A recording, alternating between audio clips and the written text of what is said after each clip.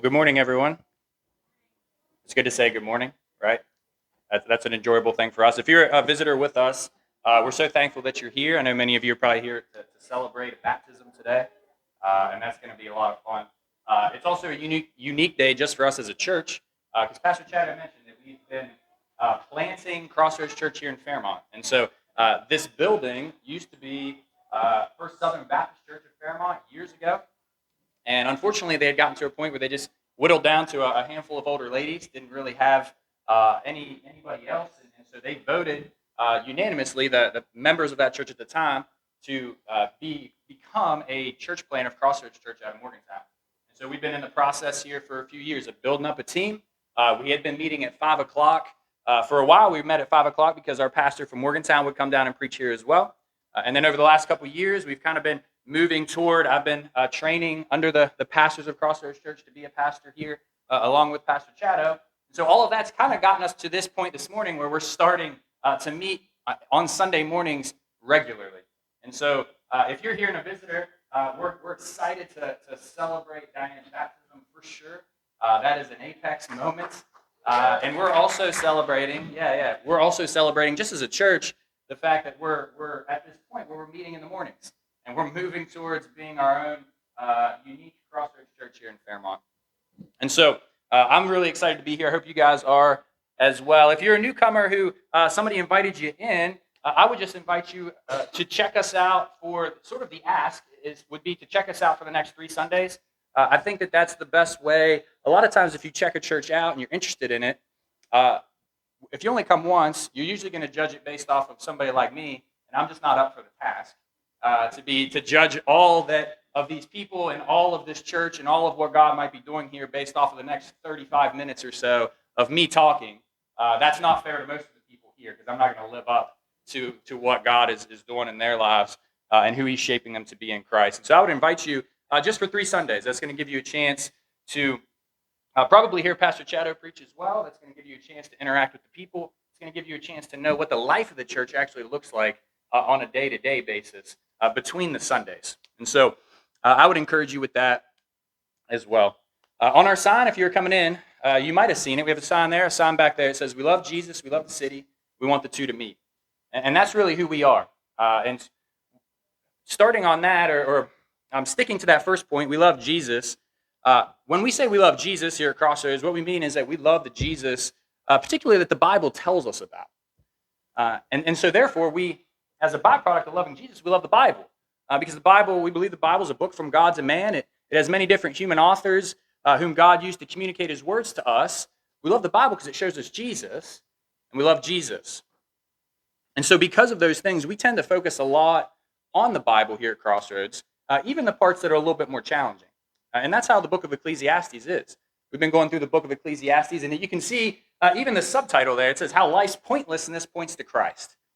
And that's a great value of ours, is to dive right in to the more challenging parts of the Bible, because a lot of times it's those places that are actually the most relevant for our lives. So if you guys have a Bible or a Bible app, I want to invite you to turn to Ecclesiastes chapter 2.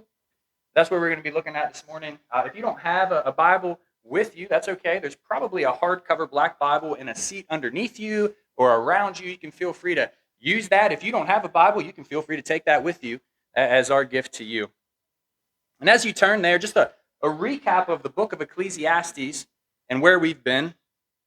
It's written by a human author named Solomon, and he's really laboring to show us that everything under the sun is frustrating. You guys ever been frustrated with life? Ever found it to be frustrating? Well, Solomon's going to validate a whole lot of those feelings in the book of Ecclesiastes. But it's more than frustrating. It's actually a vapor with no substance. Life under the sun, as Solomon would say, is a mist. If you think about a fog, it seems like there's a substance there. But if you try to grab it, there's nothing. Your hand comes up empty. And Solomon says that's what life under the sun is like. The reason that life under the sun is hard is because of the curse of sin. Our first parents, Adam and Eve, they disobeyed God, and when that happened, there was a cosmic fracture in the entire universe. It wasn't just like a little boo-boo, but the Bible would say that there was a harmony in the universe that was dependent upon the harmonious relationship between God and the special creature that was made in his image. And when that was broken, everything was broken, clear to the point where now the trees cry out for redemption. All of our world cries out to be changed, to be different because of this curse. And through this book, God is speaking through Solomon and is calling us to follow those frustrations of the cursed world all the way to his son who bore the curse for us. And when our hearts are fixed above the sun, on Jesus Christ himself, then we can come back beneath the sun in the midst of the frustrations and learn to find joy even within the frustrations. And so if you're willing and able, one thing that we do here, just out of love for the Bible, I'm going to ask you guys to stand for the reading of God's word. I'm going to read Ecclesiastes chapter 2, verses 12 all the way to 26. It's a little long. Don't lock your knees. Verses 12 to 26, it says this. So I turned to consider wisdom and madness and folly. For what can the man do who comes after the king? Only what has already been done. Then I saw that there is more gain in wisdom than in folly, as there is more gain in light than in darkness. The wise person has his eyes in his head, but the fool walks in darkness. And yet I perceive that the same event happens to all of them. Then I said in my heart, what happens to the fool will happen to me also. Why then have I been so very wise? And I said in my heart that this is also vanity. For of the wise as of the fool there is no enduring remembrance, seeing that in the days to come all will have been long forgotten. How the wise dies just like the fool. So I hated life, because of what is done under the sun was grievous to me. For all is vanity and a striving after the wind. I hated all my toil in which I toil under the sun, seeing that I must leave it to the man who will come after me, and who knows whether he will be wise or a fool. Yet he will be master of all for which I toiled and used my wisdom under the sun. This also is vanity. So I turned about and gave my heart up to despair over all the toil of my labors under the sun. Because sometimes a person who has toiled with wisdom and knowledge and skill must leave everything to be enjoyed by someone who did not toil for it. This also is vanity and a great evil. What has man from all the toil and striving of heart with which he toils beneath the sun? For all his days are full of sorrow, and his work is a vexation. Even in the night his heart does not rest. This also is vanity. There is nothing better for a person than that he should eat and drink and find enjoyment in his toil. This also I saw is from the hand of God. For apart from him, who can eat or who can have enjoyment? For to the one who pleases God, for to the one who pleases him, God has given wisdom and knowledge and joy. But to the sinner he has given the business of gathering and collecting, only to give to one who pleases God. This also is vanity and a striving after the wind. This is the word of the Lord for us today. You guys can be seated. So those of us who have been here know kind of what the book of Ecclesiastes has been. If you're just joining us today, it's a little bit like dropping in to kind of like a crime scene and trying to figure out what's been going on. And so it's just heavy. And the passage that we're in today is in many ways going to be a real low point for Solomon. There's one verse in here where one Old Testament commentator describes this as one of the lowest points in the entire Old Testament. And so I'm sensitive, especially if you're just joining us, because it's going to drop in real heavy. But that's the nature of it. We're going to go there because it's in those places that it's the most relevant for us living in this world. The main point of the sermon is going to be this. Right living can't control life under the sun. Right living can't control life under the sun. There's going to be 4 points. The first point is that under the sun, good choices don't prevent bad outcomes. The second point would be that under the sun, hard work doesn't always lead to just rewards. The third point is under the sun, life is often miserable. And the fourth point would be that Christ came under the sun to take us above it. So the first point, under the sun, good choices don't prevent bad outcomes. If you have your Bible, stay right there. We're just going to walk through that section. I'm going to read verses 12 to 17 again real quickly to see that under the sun, good choices don't prevent bad outcomes.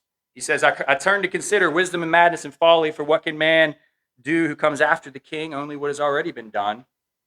I saw that there is more gain in wisdom than in folly, and as there is more gain in light than in darkness. The wise person has his eyes in his head, but the fool walks in darkness. And yet I perceived that the same event happens to them all. I'm actually going to stop right there. This first part, it makes a lot of sense because we spend a lot of time trying to avoid pain and frustration in our lives, and that's good. That's right. It's natural. We visit dentists and doctors. We buy car and homeowners insurance. We plan our days to make them as smooth and as functionable as possible. Nobody looks at their life and says, I want to make this thing as hard as I possibly can. Sometimes we do make them difficult, and it is our fault, but it's not from a desire, it's from a lack of wisdom, a lack of understanding, foolish decisions. But the point is that we all want to make our life function as smoothly as possible, and that's good. That's right. We should all want wisdom.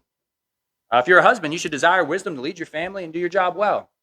If you're a wife, you should desire wisdom to love and serve your families. If you're in the workplace as well, then wisdom to do your job as well. Students should desire to grow into wisdom so that they can grow into mature adults. Good behavior and good choices are often the results of good wisdom.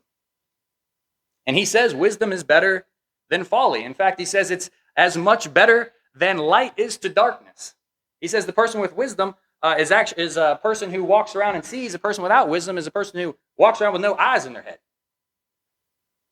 And so Solomon is adamant that there's great value in wisdom. There's great value in making good decisions. There's great value in planning your life and trying to walk it in a way that's as functioning and as smooth as possible. And we should pursue that. We should look to places in the Bible, like the book of Proverbs, is a really great place to gain godly wisdom. What does my life look like? And as good as wisdom is, and it is surely good, Solomon's point is that he has found that it has its limitations in a cursed world. And this becomes Solomon's first lament in this passage. And his lament is that Proverbs can't reverse the curse. There's a lot of good stuff that can come from it, but there's a lot of things that it can't stop. Wisdom is good, and yet under the sun, verse 14, the same event, it says, happens to the wise and the foolish. That word that's translated event, the Old Testament of the Bible, is primarily written in Hebrew. There's some parts that's in a different language as well, but there's a Hebrew word that's translated in English, event, that could be used to describe a word almost like chance, fate, bad luck, we might say. What he says is that under the sun, the wise and the foolish are both subject to this curse, regardless of how they lived. Like it just happens. And that's where we start to feel the vanity of his life, and we start to recognize, well, he's right. He is right, isn't he? That's depressing, but he's right. One woman brushes her teeth twice per day and flosses each time. Another woman brushes once per day, never flosses. They both go to the dentist and end up with multiple cavities. What's the point? One man works really hard at his job. The other man's a complete slacker, and they both get laid off when the company wants to downsize.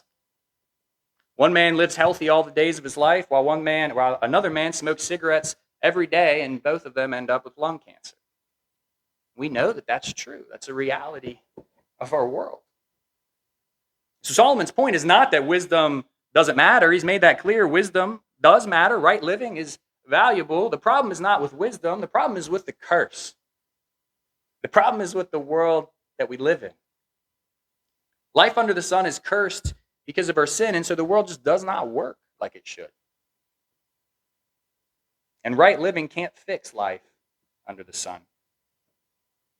In a very practical way, what that means is, and this is a word for me, and I think it probably is for you as well, but certainly me at least. What this means is that we can't control life. Like that's kind of what's at the center of this point.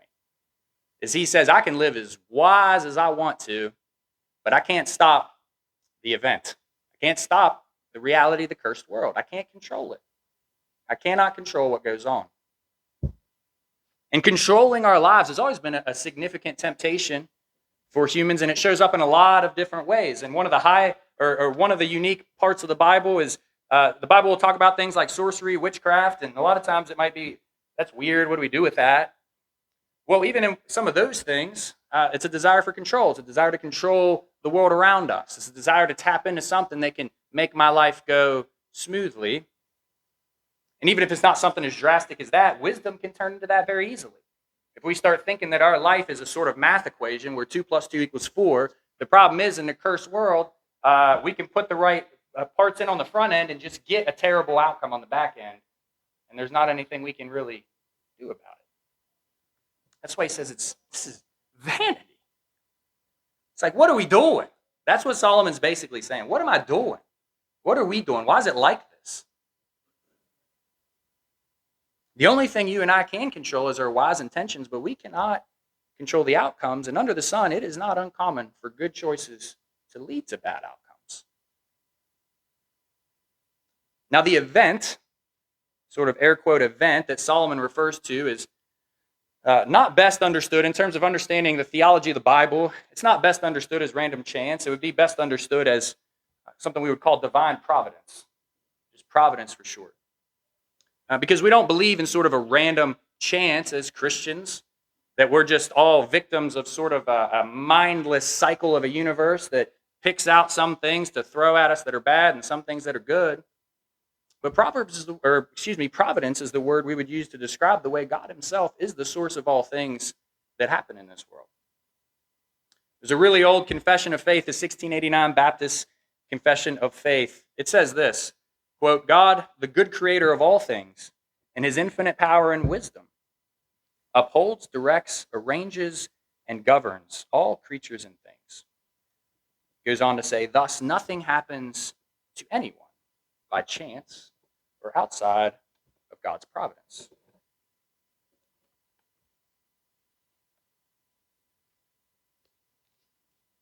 Some of this gets kind of hard to understand.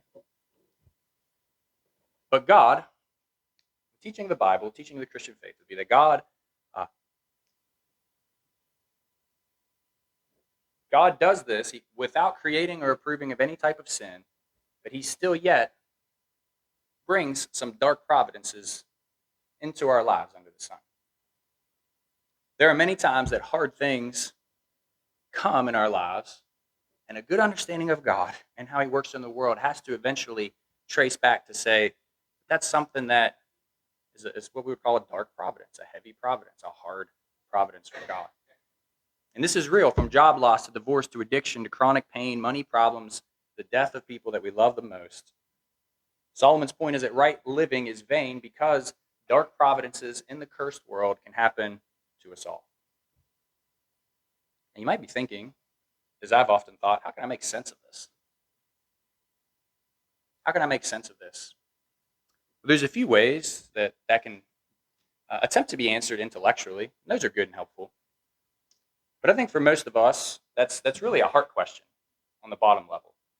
Because what that question becomes is, life under the sun is cursed.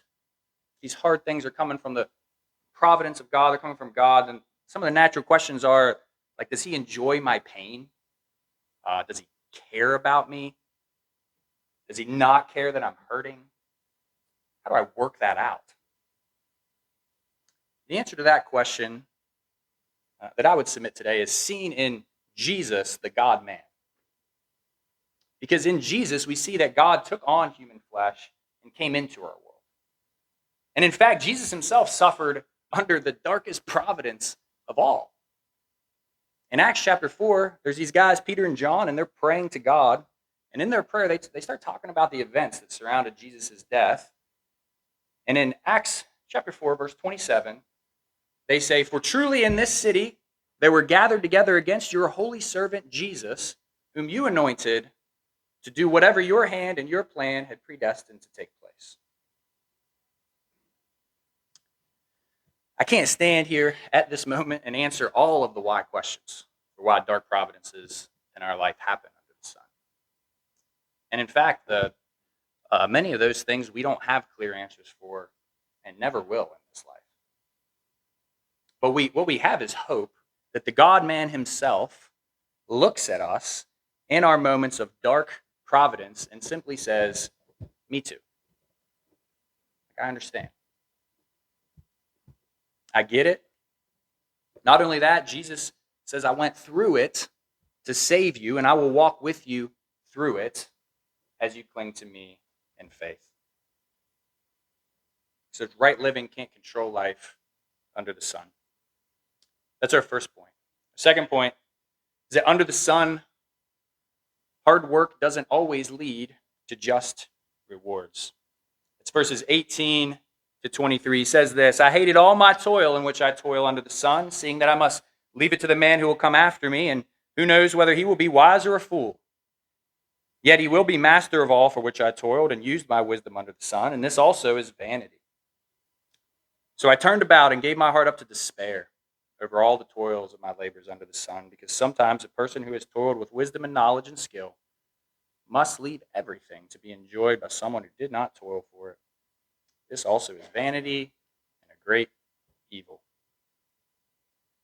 So here we see Solomon's complaint. It's turned from wisdom, not turned completely, it's kind of still connected, but it's turned from wisdom to work, to vocational work, to toiling in the world. And he really has two basic complaints about it. The first one is that hard work doesn't last. His lament is based on the fact that he can work really hard all the days of his life with wisdom, with integrity, but he's going to die, and then someone else is going to take it over, and he has no idea what they're going to do with it. Think about that in relation to the things that you work on in your life. The house that you rightly invest time and energy in is going to get bulldozed one day, or it's going to sit and be crumbled into a pile of wood that the termites are going to come and eat. The job that you rightly invest much time and emotion into will be given up to somebody else one day, and the world will just keep spinning on and on. Name anything that we ever work hard on and recognize that it's just going to go to somebody else after you die. So that's his first complaint, is that the hard work doesn't last. Not only that, he looks and actually says life under the sun is unjust.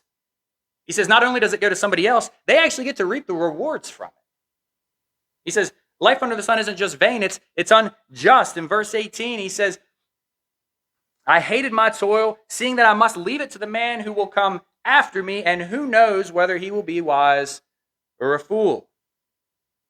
Sometimes a person who has toiled with wisdom and knowledge must leave everything to be enjoyed by someone who did not toil for it. This is also vanity and a great evil. So at this point, Solomon's complaint is not simply that there's a mist that's meaningless. He's actually saying life under the sun has some elements in it that are positively unjust. He's like, this is a great evil. And he's right. Solomon despairs that all of his hard work is meaningless and that there's even a level of injustice within it. And he's right.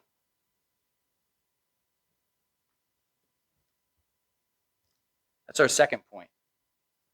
Our third point is this, is that under the sun, life is often miserable. Let's look at just verse 17. That's where I want to focus in on this point. In just the first few words, he says, so I hated life. So I hated life, is what he says. So I hated life. Have you ever felt this way? Because I have. Have you ever felt the frustration that you can do your best to do the right things and just none of it seems to matter?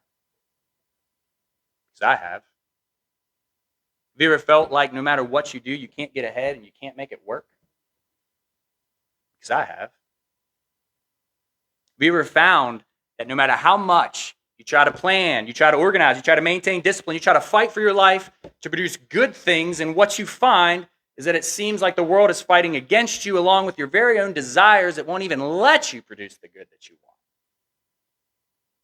Have you ever felt these things so much that you would say, like Solomon, I hate this life? Because I have. Have you ever felt the weight of it all so much that you just long to be somewhere else? Long to be somewhere where peace and joy and love and hope and goodness reigns? Have you ever cried out in the darkness of the night for all of the pain to just stop? Because I have, and so has Solomon. Solomon finds, like many of us have, that life under the sun is often just miserable. There are moments of just deep misery. Life under the sun because of sin is deeply hard. We work hard in the world for it to produce thorns in response. We try to do right things only to find that the sinful corruption of our hearts won't let us, and the devil fights against us at every turn. With all of these things considered, it can be said that sadness, frustration, depression, all of those types of things are at times actually the appropriate responses to living in this world. To put it bluntly and admittedly a bit crass, but hopefully helpful, in life under the sun, the crazy people aren't the depressed ones. The crazy people are the ones who can stare into this deathly dungeon we all live in and remain ignorantly optimistic. Because Solomon is here and he's been working in this book to tear down all of our vain optimism about what life under the sun is really like. And he is taking us on a journey with him that has him at the point where he says, "So I hated life." And that is really good news for people like us who feel that way too. Thank God this is in the Bible for people like us that would feel this way too. Because Solomon doesn't leave us there. The text won't leave us there. The scripture won't leave us there. The Bible won't leave us there. God won't leave us there. So what do we do? What do we do with that feeling? What do we do with the reality of hating our life in this world? Well, again and again, the pull of this book is to get us out, get our hearts and our minds, even while our bodies are under the sun, to get our hearts and minds above the sun with Christ. And if we look to Christ, the first thing that he says to people who hate life is, "Come to me, all who are weary and heavy burdened, and you will find rest for your souls." That's Jesus' word for Solomon. That's Jesus' word for us today. Jesus says, "Follow the frustrations of the world, the pain, the hurt, the anguish, all the way to me, and find rest in me." There's gospel hidden in that curse if we will follow it to Jesus. If you're here, if you're not a Christian, you're not really sure, I would invite you to hear those words of Jesus and to come to him today, to recognize your sin that separates you from him, but recognize his compassion that stands ready to forgive you and accept you and carry the pain of this cursed world with you all the days of your life. When our hearts and minds are fixed above the sun with Jesus, then we can live below the sun and walk with Jesus and one another in the mist. The frustrations won't end, but we will have hope that the frustrations and the pain and the suffering are not pointless.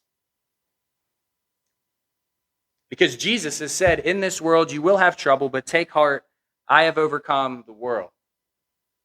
And the Bible is littered with examples of dark, heavy, grimy faith that continue on in the face of deep difficulty. In the Old Testament, the prophet Jeremiah faced suffering that was so heavy that he actually accused God of lying to him. The prophet Elijah faced suffering that caused him to want to die. The Apostle Paul in the New Testament says that they faced such pressure that they despaired of life itself. Solomon himself here says, "I hated life." And even Jesus himself in the garden before the cross, drops of blood sweating off of him, begging his Father to take the cross away from him. Our pain and our anguish and our depression do not show a lack of faith. Those things are normal responses to suffering that give the chance for our faith to be seen through grimy and painful perseverance.